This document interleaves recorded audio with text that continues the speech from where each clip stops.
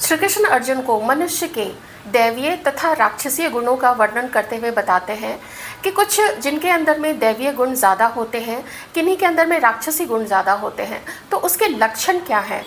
कैसे किसी को पता चलेगा कि मनुष्य के अंदर में, उस खास मनुष्य के अंदर में दैवीय गुण ज़्यादा है या फिर राक्षसी गुण ज़्यादा हैं? सबसे पहले श्री कृष्ण दैवीय गुणों वाले लक्षण का वर्णन करते हैं।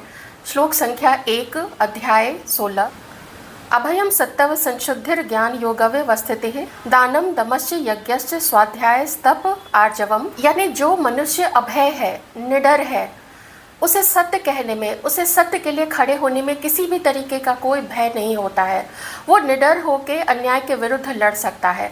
उसे किसी की चाटुकारिता करने की ज़रूरत नहीं होती है, क्योंकि उसे पता होता है कि जो सत्य है, जो धर्म है, उसे उसके विरुद्ध लड़ना पड़ेगा। जिनकी वृत्ति शुद्ध होती है, जो कोई भी कर्म करते हैं तो उसको दिल से करते हैं, उसमें किसी भी तरीके का छल कपट, मोह, लालच, स्वार्थ, ये सब चीज़ें नहीं होती हैं।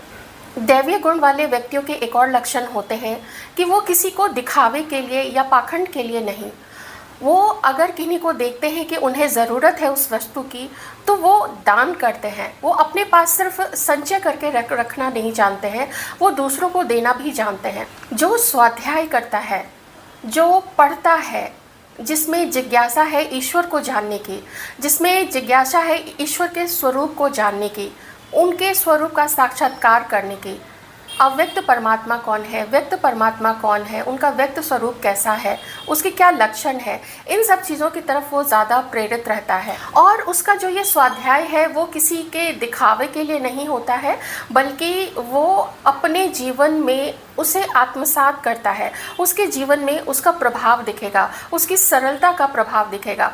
ये एक और लक्षण है सरल होना। किसी भी दैवीय गुण वाले व्यक्ति के अंदर में वो स्वभाव का सरल होता है। वो किसी के साथ चालबाजी नहीं खेलता है, वो किसी का कुछ हड़पने की नहीं सोचता है। उसे बस जितना है उतना ही वो संतुष्ट है उस चीज़ में।